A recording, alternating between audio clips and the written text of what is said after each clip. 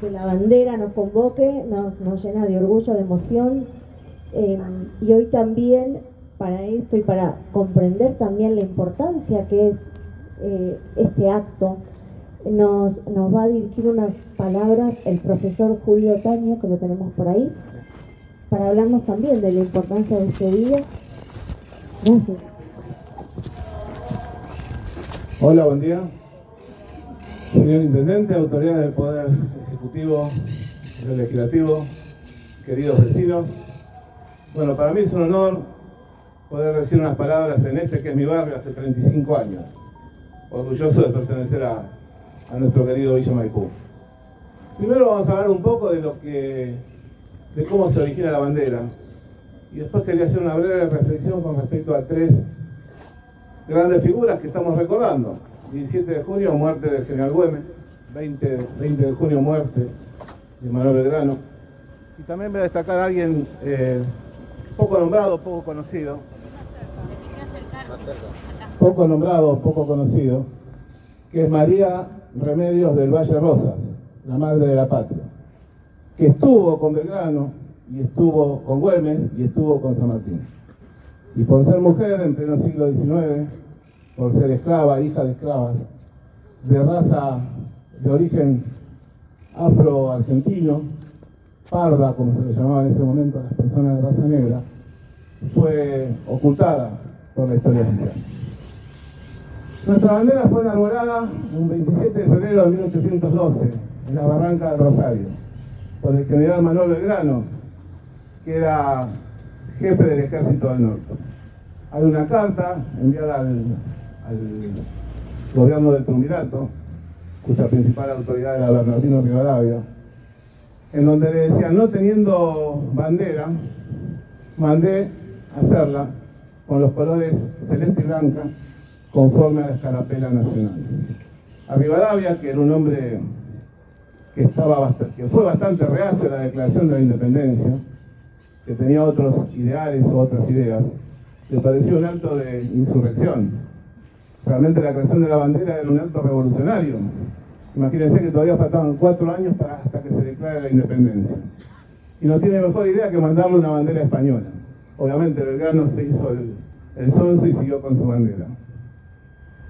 ¿Por qué los colores? Ese es un lindo tema. Bueno, la mayor parte de los historiadores dicen que es el color del manto de la Virgen. Belgrano era un devoto católico. Hasta fue enterrado con el hábito de Santo Domingo.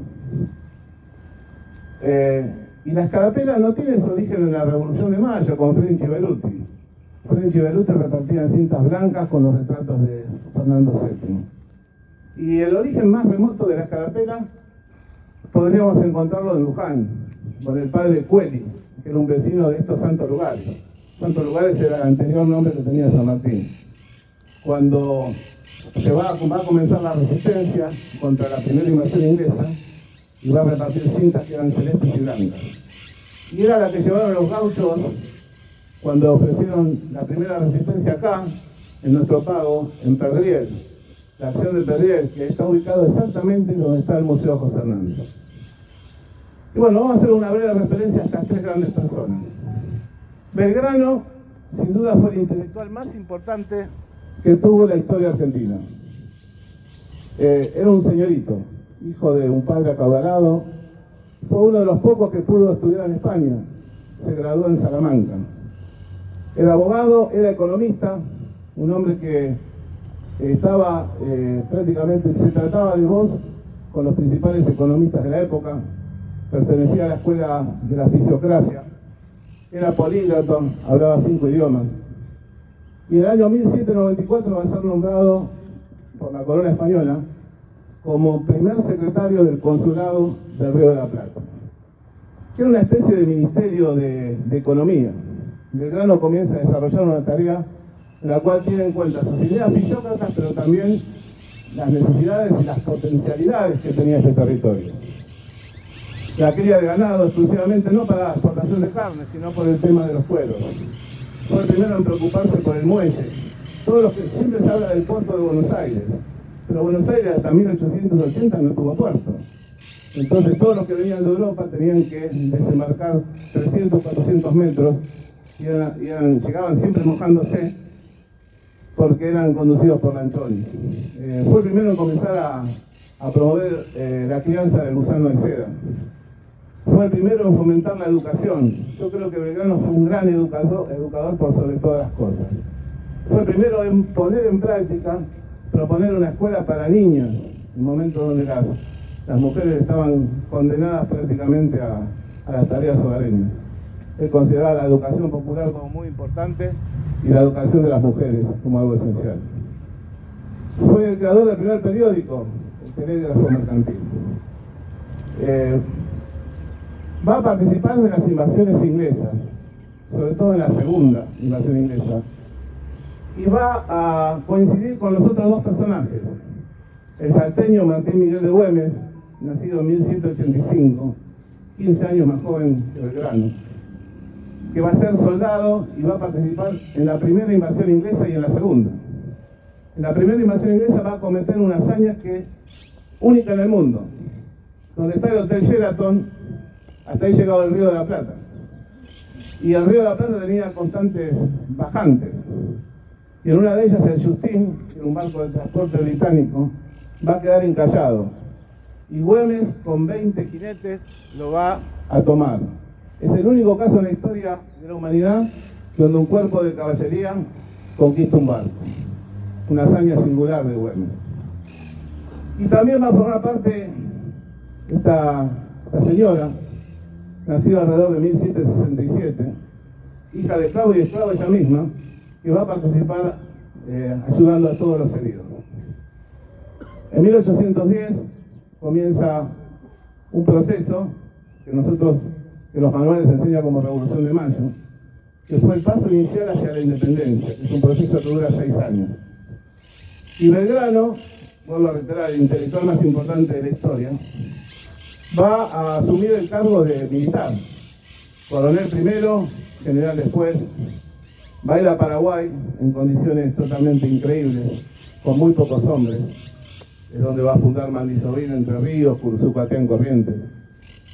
Y va a lograr que los paraguayos formen una junta y también se emancipen de la corona española. Cuando hablamos de lo que era nuestro territorio, teníamos que entender que Bolivia, que Paraguay, que el sur de Brasil y Uruguay, confluíamos y formábamos el antiguo virreinato del Río de la Plata, llamado después Provincias Unidas del Río de la Plata. Belgrano luego va a ser nombrado general en jefe del Ejército del Norte.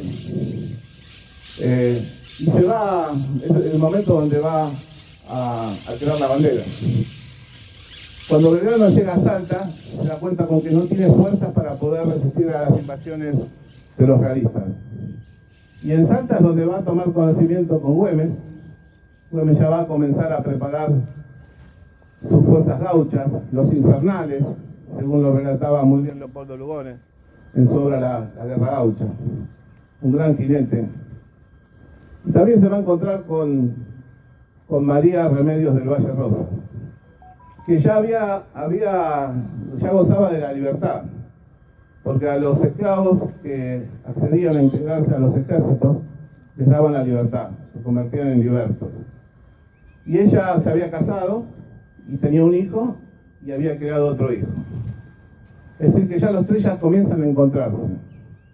Belgrano, estando en Salta, emprende la retirada, mejor dicho, estando en Jujuy, y ahí se realiza una hazaña del pueblo jujeño, que fue el éxodo del pueblo jujeño.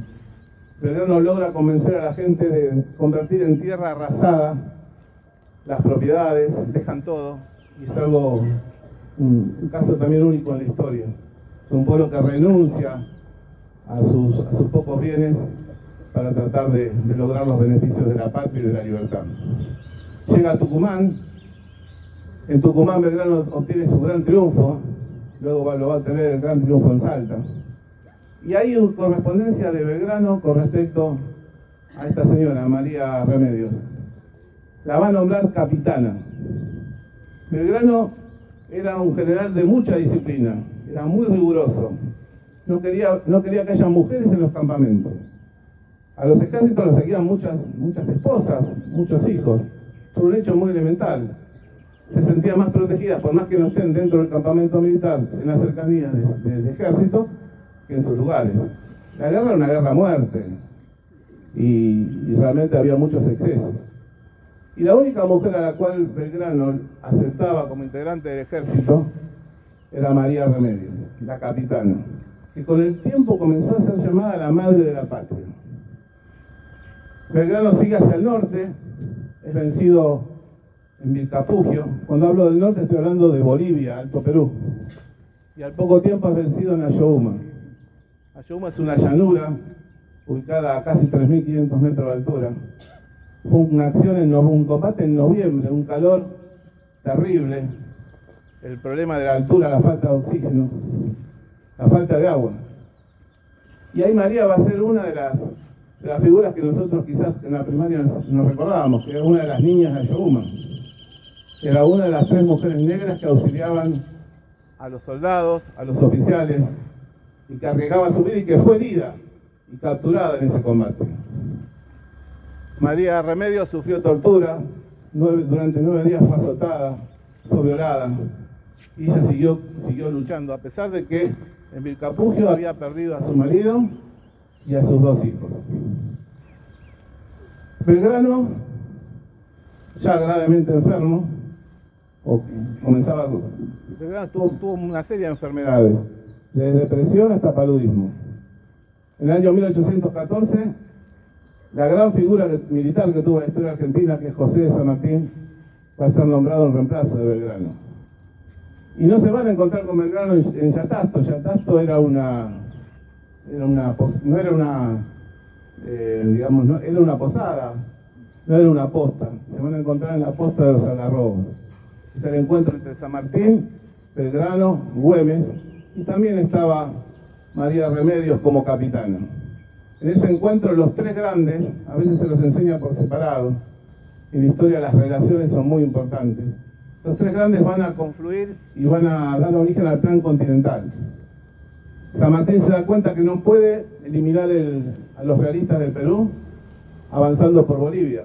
Y es por eso que decide cruzar los Andes, una hazaña única, pero para poder cruzar los Andes necesitaba que alguien pueda proteger el norte.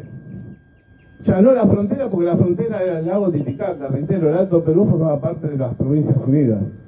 Y la persona que se ofreció y que durante 6 años, durante 7 años va a resistir a 7 invasiones realistas, va a ser don Martín Miguel de Güemes. Un verdadero centauro indómito, un hombre de origen patricio, de origen aristócrata, que todo lo va a dar por la causa de la patria. Y va a lograr el odio de aquellos que formaban parte de su misma clase social.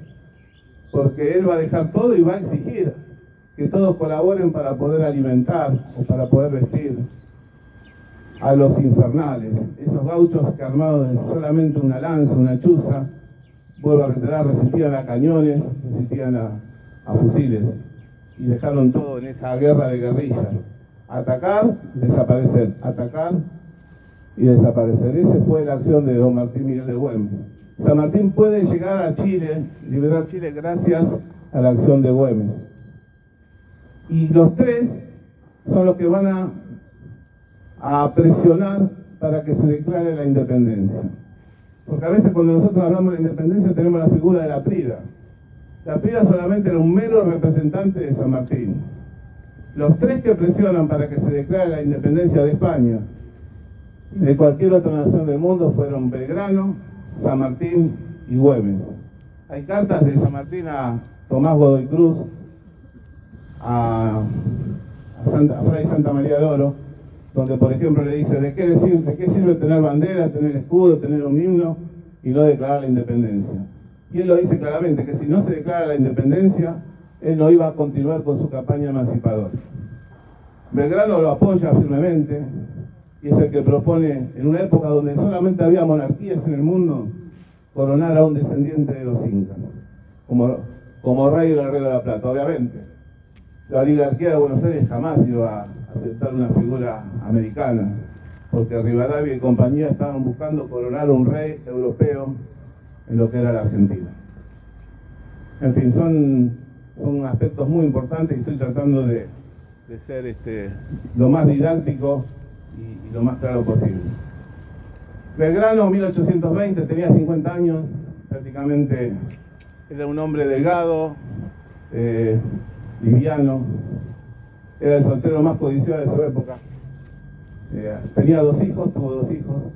Uno lo va a criar don Juan Manuel de Rosas, se llamaba Pedro Pablo Rosas y Belgrano, y la otra fue con Dolores Seguer, una chica tucumana que fue el gran amor de Belgrano. De ese cuerpo frágil y chiquito se había convertido en una persona obesa, víctima de todas estas enfermedades y prácticamente en la miseria absoluta. Un hombre que había nacido en cuna de oro prácticamente estaba en la pobreza total. Viene a Buenos Aires y un 20 de junio de 1820 él muere. Antes de morir va a dejarle lo único que tenía de valor, que era su reloj de oro, al doctor Redfield. Y fíjense hasta dónde llegaba su pobreza, que para poder colocar la lápida a su ataúd tuvieron que sacar el mármol de la mesa, de su mesa en la cual él comía. Y Martín Miguel de Güemes siguió con su lucha con los infernales. Y casi un año después, un 17 de junio de 1821, traicionado por sus mismos compañeros de clase, va a caer en una emboscada, lo van a herir. Una herida que no era mortal, lo van a herir en el glúteo, pero no había médico. Y él no aceptó ningún médico provisto por los realistas porque le exigían que renuncie a continuar la lucha. Y durante 10 días va a agonizar rodeado por sus gauchos. Y así murió don Martín Miguel de Güemes. En Buenos Aires los periódicos, nuevamente, lo sigo nombrando, pero fue una figura tan discutible, tan nefasta como Rivadavia, titularon: ha muerto un fascineroso, Martín Miguel de Güemes. Y a nuestra tercer protagonista no le fue tan bien, al contrario. Después de tantas hazañas, después de haber sido castigada, después de haber sido torturada, María de los Remedios estaba en Buenos Aires mendigando en la iglesia de San Ignacio, en la iglesia de Santo Domingo, en la Recoba. Ustedes van a ver la Plaza de Mayo, en el medio había un edificio comercial que se llamaba La Recoba, que dividía la plaza en dos plazas, la Plaza de la Victoria y la Plaza de la Recoba. María Remedios mendigaba en esos lugares, hasta que lo veo el general Viamonte, y le dice: ¿cómo es posible, vos sos la madre de la patria, cómo es posible que una mujer que lo ha dado todo esté mendigando? Y le pide al gobierno que le otorgue una pensión. Está todo documentado, hay muchas personas que salieron como testigos, entre ellos Tomás Manuel Anchorena. Y finalmente le van a dar una pensión como capitán en retiro, una pensión de 30 pesos. El sueldo de una lavandera era de 25. Así que con 30 pesos la pobre María Remedios siguió mendigando porque no le alcanzaba para comer. Hasta que en el año 1835, cuando asume Rosas, uno de sus principales ministros era su primo, Tomás Manuel Anchorena, que le relata lo sucedido por la madre de la patria, don Juan Manuel, y don Juan Manuel le asciende un grado, al grado de sargento mayor, una especie de teniente coronel, y le va a multiplicar su sueldo por 7. Va a cobrar 220 pesos. Y así va a pasar sus últimos 11 años de su vida con un reconocimiento, con una vida digna. Y en agradecimiento al gobernador que lo había sacado de la miseria, comenzó a llamarse Remedios Rosas. Y las últimas noticias que tenemos de ella era que un 8 de noviembre de 1847, Remedios Rosas había fallecido. En su homenaje, el 8 de noviembre, recordamos el Día del Afrodescendiente. Y el año pasado se inauguró su primer monumento, que está en la calle Bernardo de Irigoyen, y Estados Unidos, en la ciudad de Buenos Aires. Bueno, creo que los tres son tres grandes ejemplos en estos momentos muy duros, donde escuchamos barbaridades, donde la noción de patria, la noción de patriotismo, la noción de entregarlo todo por el país, ha sido o es bastardeada permanentemente en los medios hegemónicos. Y creo que los tres son un ejemplo a seguir, y el mejor recuerdo que tenemos de ellos es tratar de difundir su ideal, tratar de difundir su vida, y la forma de convertir a nuestra patria en un país con dignidad. Nada más y muchas gracias.